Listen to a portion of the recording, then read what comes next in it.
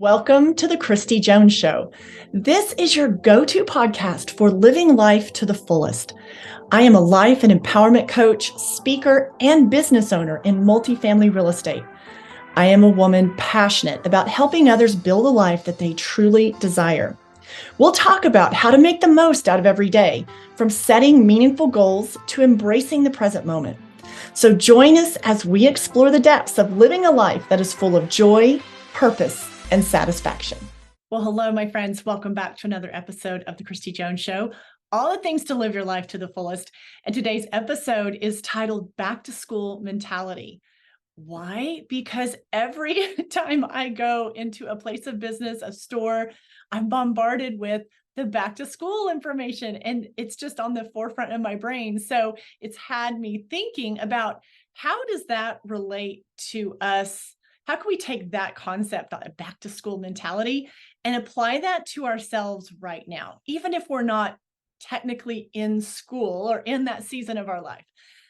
So, have you been noticing that? You go in any store, it's school supplies, and I'm talking like maybe August and early September for the most part. For most areas, our kids are going back to school in that time frame, August, September.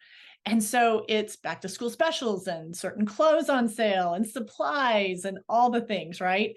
I mean, it's actually, I'm starting to see Halloween decorations too. That's at the end of October.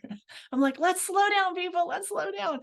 So we're not going to talk about fall holidays right now, but I do want to jump into back to school mentality and taking that concept and how that can apply to us right now. So I am going to give you four areas, four things to think about. I'm going to offer this to you for you to ponder on how you could apply this to your own self and to your own life. So the first one is getting some fresh goals for yourself, setting fresh goals for yourself. We have 4 months left in this year. So 4 months left in 2023. I know, it's crazy, right? Time goes by so fast. So at the first of the year, maybe you set some goals for yourself. You set some, maybe some were super ambitious, maybe some are more long-term, maybe some of the things that you set out to, the goals you set out for yourself were things that you really felt you could accomplish in this year. So now we're 8 months in. I'm recording this in August, but by the time you hear this, it might be September. But let's say we have 4 months left in this year. And so while, yes, we set goals, say maybe at the beginning of the year, I'm a huge believer in returning to that list, returning to whatever you have put on your ambitious, goal list, and revisiting that from time to time for a couple reasons. One, life happens, and sometimes we need to make a few adjustments. We need to give ourselves grace, and things can come up unexpectedly in life that really derailed you, changed, like I'm talking huge things, right? We can't predict all the things because life is life, right? There's all kinds of positivity, and then there's also an equal share of I don't want to say negativity, but hardships and challenges that come against it, some of which we sometimes anticipate. We know that we're going to have to face that challenge sooner or later, and some we just get completely blindsided, like it's just things happen. So I'm a really big proponent of going back and looking at your goals, your list, whatever you've drafted and written down for yourself, revisiting that. What have you already, you want to erase from the list, mark off the list? What is something else that maybe, if it hasn't been something that you have, that what I just talked about, where you felt like you got derailed and you've had to like really adjust some big priorities in your life, but what on that list, possibly you set a goal that doesn't align with you anymore, that maybe through some of your own personal growth, you now look at that goal and it doesn't resonate with you. It doesn't align with what you now want for your life. So, and that one is probably the more common one of why I encourage people to commonly go back and revisit when they've done goal setting for themselves. Does that still resonate with you? Does that still align for what you are now wanting in your life, for what you're wanting to create in your life, for what you're wanting to, the life you're wanting to build? And so now's a really great time to do that. So go back and review any goals that you had set for yourself, and then freshen those up if you need to.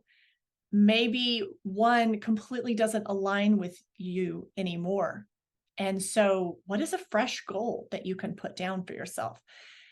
When we start a new school year, if you think back, some of us have to think a little harder to go all the way back to think of that time of our life. But when you think about the back to school time, it was filled with a lot of anticipation and excitement, a lot of what could still be. Commonly, you had new goals, new adventures that you were looking at, new things to learn. If you played sports or, you had an activity, there was going to be a new level of growth, a new level of stepping up that you needed to do. So it's really it's a great time, back to school mentality, to look at your goals. Give yourself some fresh goals. And for your goals that have been maybe hanging out on that list all year, ask yourself, does that still align with me? Is that still a high priority to me? Sometimes we outgrow some of our goals.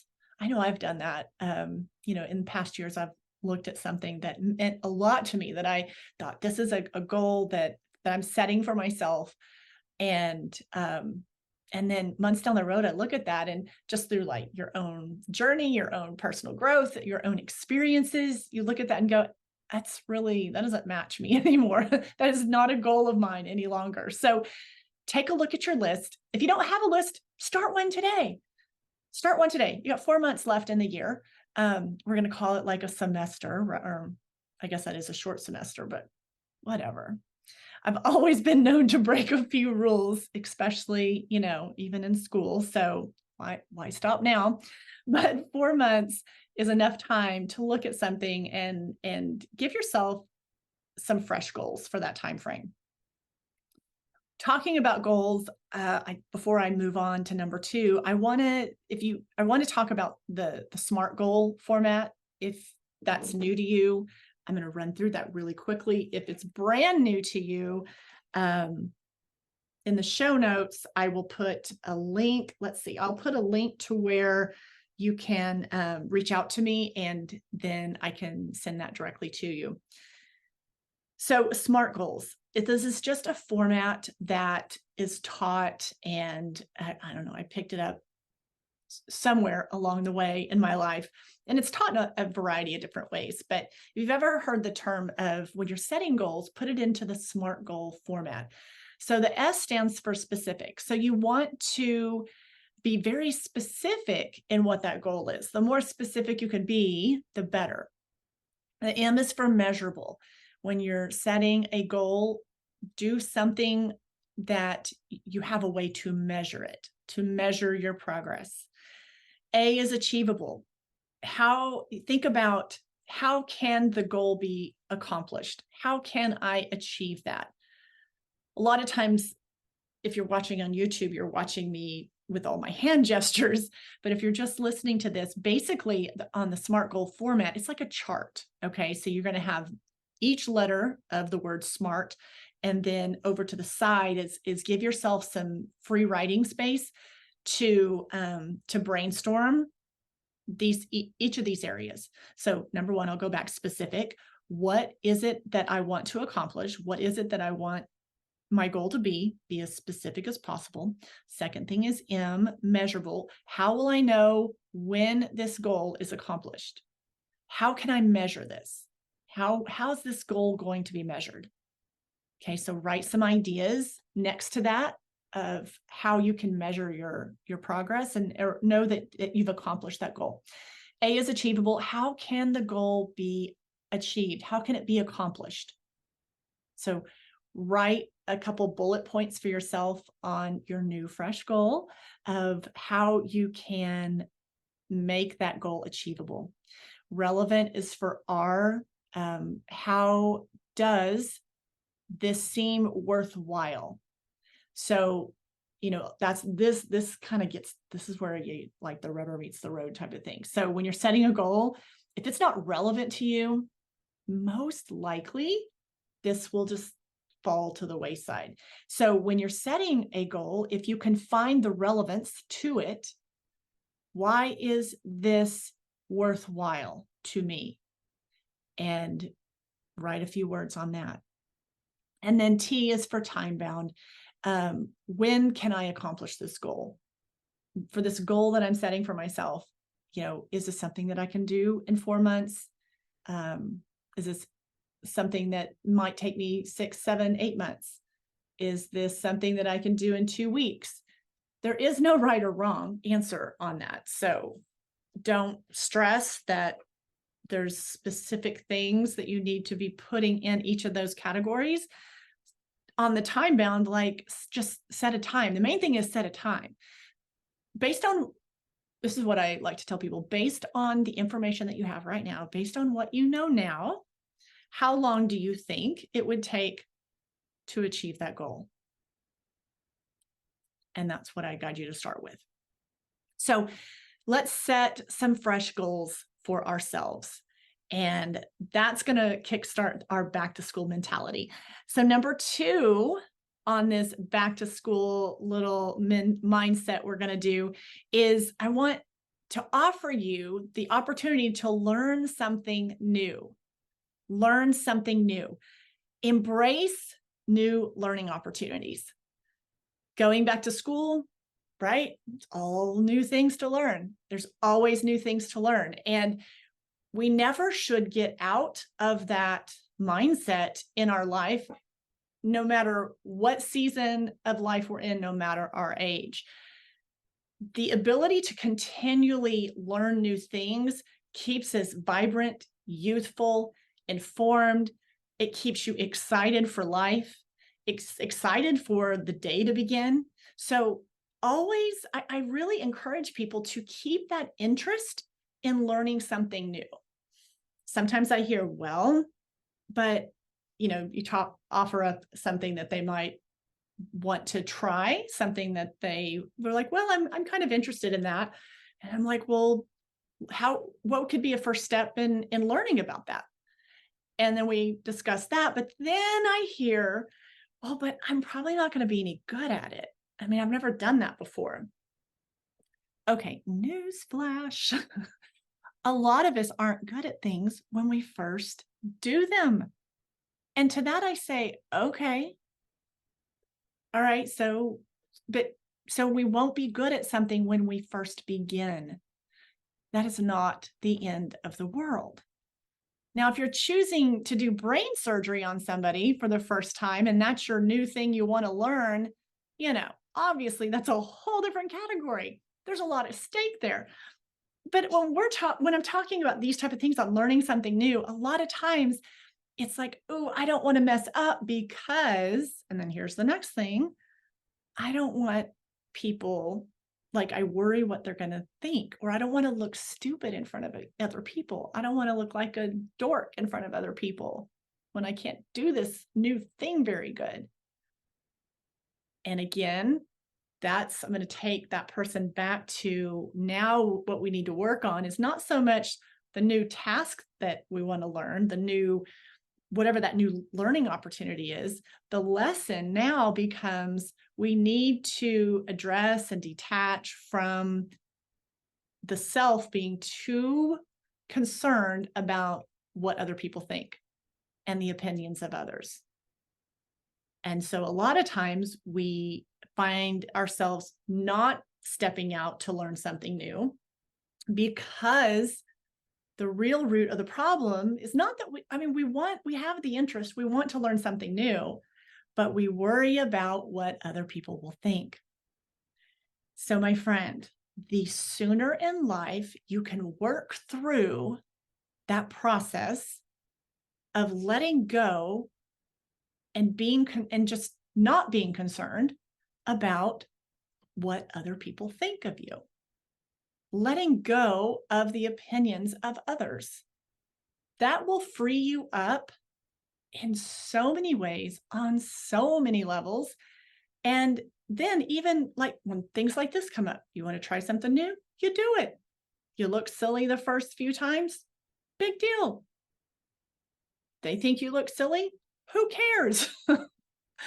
I mean, you at some point in time, you have to begin living your life for understanding it's what you think about yourself that is most important, not what they or he or she or whoever that person is in your life that you're uber worried about what they're going to think about you. And sometimes it's not even, I find, a specific person. Sometimes people it's just like in general, just like they always say they, and I'm like, who's they? And then they're like, well, people. Okay, who is that? So we get too wrapped up into worrying about the they that most times doesn't even have a name, because it's just we're just making this like a big clouded they person, the general public. Like, people got too much going on in their lives. They got their own things to worry about. They're trying to manage their own lives. And that's what I've always reminded myself.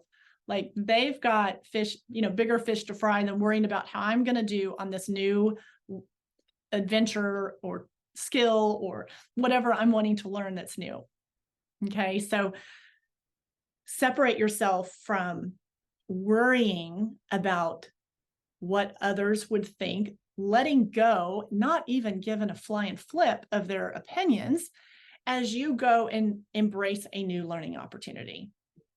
So, number 2, learn something new. And again, this learning something new, this can be something for fun. This could be a new skill. This can be something that ties into the work that you do. It can just be an area, just increasing your knowledge in a particular area. It can be anything, absolutely anything. So, 1, set fresh goal for yourself. 2, learn something new. 3 is ties into back to school, because back to school means we always have to be on time, right? That was really tough. Was really tough. So, geez, there was a time that the class started, and then there's the tardy bell, and then there was like time, everything's on a very strict schedule. Now, while I'm not encouraging we have to be on a very strict schedule, because that's one of the beauties of aging out of schooling process, is that you get to you can have a different time structure in your day. But I want to talk about option 3, and that's time management and organization. That is the third thing of our back to school mentality that I'm going to offer up to you. So, why time management? Well, because if you can't manage your own time, it's going to be very hard for you to be productive, reach the goals that you've set for yourself, the fresh goal that you just set for yourself. You've got to find ways to be productive and manage your time. Now, I believe that there are many ways to achieve this. I think that our own personalities, our own work styles, our own brain styles really end up playing a big part in what kind of, quote unquote, time management works best for you. So I don't necessarily believe in the one size fits all process for that. But by this point in life, my guess is what works best for you. So you can do time blocking. I like time blocking. And it's just a way to be more structured with your time. I want to talk about time invaders. Time invaders are those little things that kind of creep into your day that end up sucking up 20, 30 minutes of your time that you hadn't anticipated. You've got all these things that you're wanting to get accomplished maybe in your day of work. And these things, things are going to pop up. But little time invaders, I want to offer a suggestion for how to handle the time invader of when someone comes. It could be a coworker, it could be someone, maybe a client that stops by the office, it could be whatever, but someone that you weren't anticipating pops in, and then instead of just a few minute exchange, it's clear that they want to have a more in-depth conversation. Now, if you find yourself in a situation where you're on a time crunch, you've got X amount of things you've got to get accomplished today, there's a way that, and obviously depending on what they've come to you for and the importance of that, you have to weigh that out. But let's say it's just, it's nothing like completely pressing, but you do want to give this person, some FaceTime and really connect with them and communicate with them.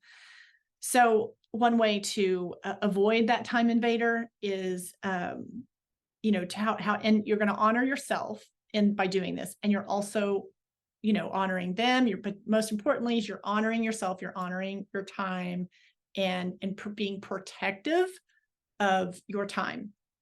And so you could say to that person, I am so glad that we could catch up, but, I'm trying to meet a deadline today, so I've got to jump right back into it. Is there a time tomorrow that works for you? I'd love for you to come by and, or maybe we can catch up, Thursday, in a couple days. Is there a time that works for you on that day? Let's get together, coffee. If it's in the same workplace, we can catch up and, you pop by my office then. I'd love to, hear all the details on this. So offer an option of how you can continue that conversation and continue that, social exchange without completely dishonoring yourself that you're on a time crunch right now. You've got to get X, Y, and Z done. And that's of importance to you and the work you're doing or whatever project you have. I'm using work as an example because that's when I used to run across this all the time. And that way you can, and tell them, I want to, show up and be completely present. And right now my brain is so occupied on, this spreadsheet that I'm doing and creating, and I've got to get submitted and blah, blah, blah. And I don't want that to have that in the back of my mind when we're talking about this. So what is another time tomorrow that would work for you? And let's talk about this more. So that is a way that you can enter that conversation and make it work for both people. So be aware of little time invaders that can creep into your day, your time, and make it really hard for you to manage your time. Two other things I will offer. I will say these are like sources that you could consider when it comes to the organization, time management too. It helps in time management, but on the organization end of that, back to school, right? Let's think back to school. It was all about clean your room, clean your closet, clean this, get ready for the new year, all the things, right? It's really great that we also, this time of year, it's great for us to take inventory of that too. And your own personal space, like, does it need to be cleaned out? Do you need to declutter? Is there things sitting around that really aren't serving a purpose anymore? They're just taking up space. And when they take up space, I've learned this, that it's like a vibrational space almost. When you clear the crap out and you just, like if you clean your desk, if you clean the area that you're in, your brain has so much more space. It just feels good.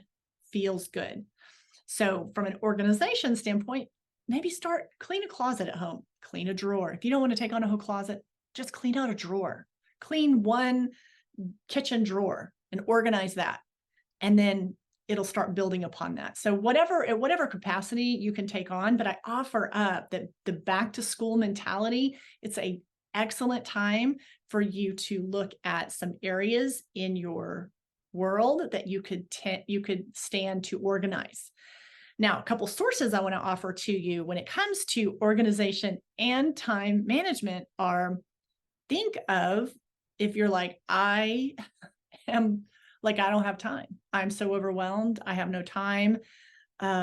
consider hiring a VA, hire a virtual assistant.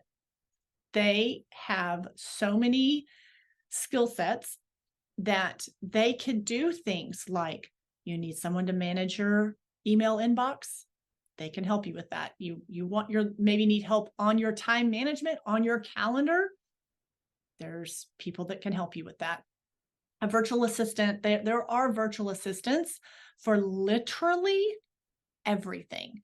And I encourage you to look into that if you are having challenges with time management or organization. They can help you streamline your life in ways that maybe you hadn't even thought of. Same on the organization. Maybe virtual assistants, they can virtually, if you have organizational things that need to be handled from afar, they can definitely do that. They're also great at like going in, cleaning up your email, organizing files on your computer. Just think of those type of things when it comes to organization. But as far as like personal space organization, I want to encourage you to consider people that are, a lot of times they're called concierge services. They are personal, I've heard them called personal, what are they, organizational assistant or something like that. I can't think of it right now. But where they will come in, and a lot of times you can find them under concierge services.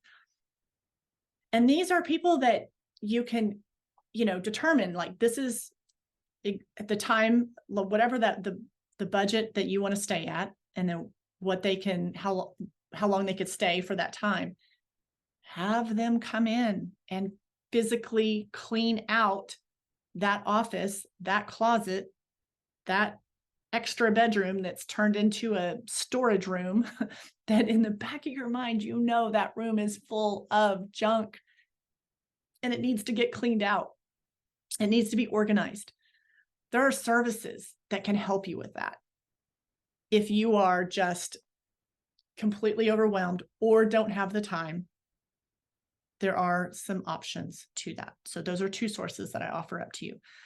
Look into virtual assistants, and then also individuals that do their organizational services, concierge services, things of that nature. Number 4, the last back to school mentality that I want to share with you today is tracking progress and celebrating achievements. So important, so important. I mean, why set out to do something if you're not going to track your progress? If you have a goal, how are you going to know you're reached the goal if you're not measuring anything?